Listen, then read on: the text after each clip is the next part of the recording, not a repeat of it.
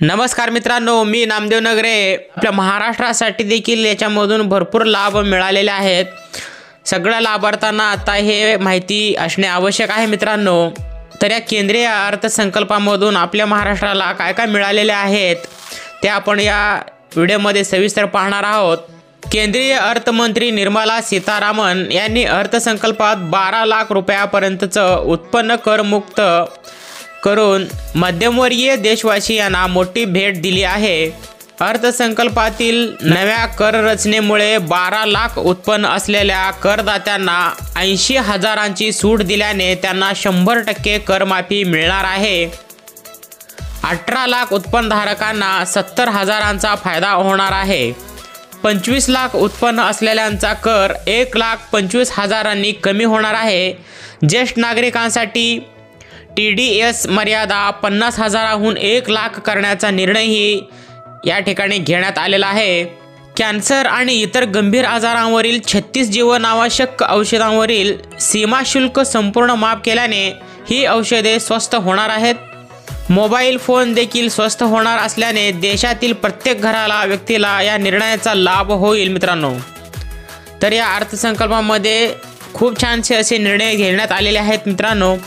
केंद्रीय अर्थसंकल्पातून महाराष्ट्रातील पायाभूत प्रकल्पांना भरीव निधी मिळाला असून त्याबद्दल प्रधानमंत्री नरेंद्र मोदी आणि अर्थमंत्री निर्मला सीतारामन यांचे जाहीर आभार। असे स्वागत करत उपमुख्यमंत्री तथा राज्याचे अर्थमंत्री अजित पवार यांनी केंद्रीय अर्थसंकल्पांचे स्वागत केले आहे मित्रांनो।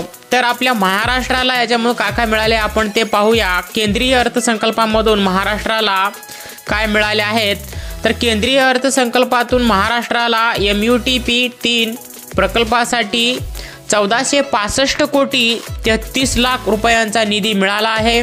पुणे मेट्रोसाठी 837 कोटींची तरतूद करण्यात आली आहे। मुळा मुठा नदी संवर्धनासाठी जायका अंतर्गत 230 कोटी रुपयांचा निधी मिळणार आहे।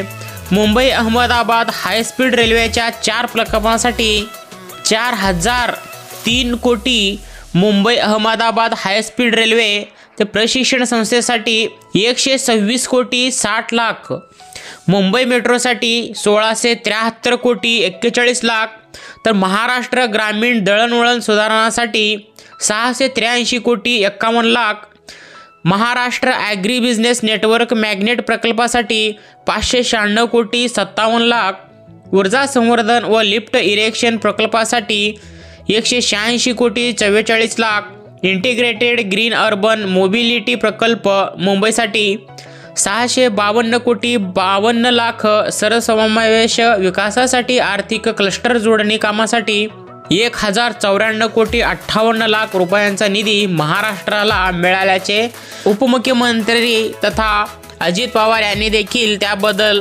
प्रधानमंत्री नरेंद्र मोदी आणि केंद्रीय अर्थमंत्री निर्मला सीतारामन यांचे जाहीर आभार मानले आहेत। तर पहा मित्रांनो, सगळं काही जे लाभ मिळाला आहे कोट्यामध्ये मिळालेला आहे मित्रांनो आपल्या महाराष्ट्राकरिता।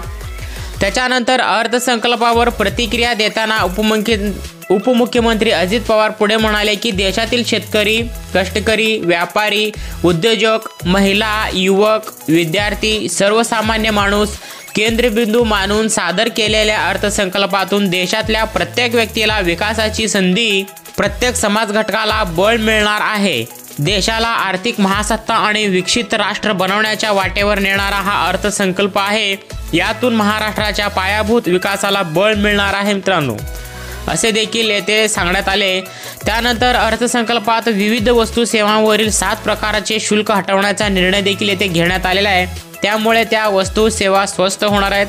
देशात तयार होणारे कपडे, चामड्याच्या वस्तू, मत्स्य उत्पादनांवरील शुल्क कमी झाल्याने महाराष्ट्राला त्याचा फायदा देखील होणार आहे, असा विश्वास उपमुख्यमंत्री व अर्थमंत्री अजित पवार यांनी इथे व्यक्त केला आहे। अर्थसंकल्पात शेती, आरोग्य, रोजगार, लघु आणि मध्यम उद्योग, निर्यात, गुंतवणूक, ऊर्जा, नागरीकरण, खाणकाम, अर्थकर आदी क्षेत्रांना प्राधान्य देण्यात आले आहे। शेतकरी, महिला, युवक, गरीब वर्गासाठी विविध योजनांची घोषणा केली आहे। महिलांच्या कौशल्य विकास प्राथम्याचा विषय आहे। पंतप्रधान धनधान्य योजनेअंतर्गत शेती उत्पादकता वाढ, शेतमाल साठवणूक सुविधा, सिंचन आणि क्रेडिट सुविधांवर भर देण्यात येणार असून 100 जिल्ह्यांवर लक्ष केंद्रित करण्यात येणार आहे। त्याचा मोठा फायदा हे महाराष्ट्राला मिळणार आहे मित्रांनो। कापूस आणि डाळींचे उत्पादन वाढी संदर्भात घेतलेले निर्णयही महाराष्ट्राच्या फायद्याचे ठरणार आहे। किसान क्रेडिट कार्डची मर्यादा ही आता 5 लाख करण्याचा निर्णय देखील येथे केलेला आहे। देशाला जगाचे फूड बास्केट बनवण्यात महाराष्ट्राची भूमिका येथे प्रमुख ठरणार आहे, असे देखील उपमुख्यमंत्री अजित पवार यांनी अर्थसंकल्पीय बैठकीमध्ये म्हणले। महाराष्ट्र हे शिक्षण, उच्च आणि तंत्र शिक्षणाच्या क्षेत्रात अग्रेसर राज्य आहे। सरकारी शाळांमध्ये 5 लाख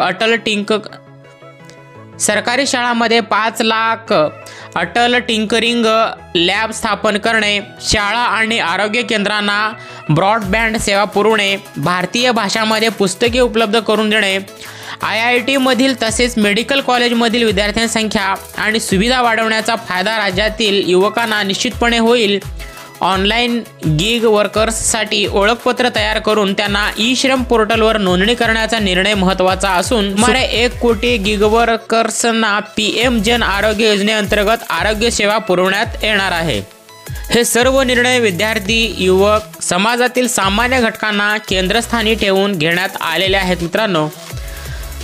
त्यानंतर न्यूक्लिअर एनर्जी मिशनच्या माध्यमातून 2047 पर्यंत 100 गिगावॅट ऊर्जा निर्मितीचं लक्ष्य देशाला महासत्तेकडे नेणार महत्त्वाचं पाऊल आहे।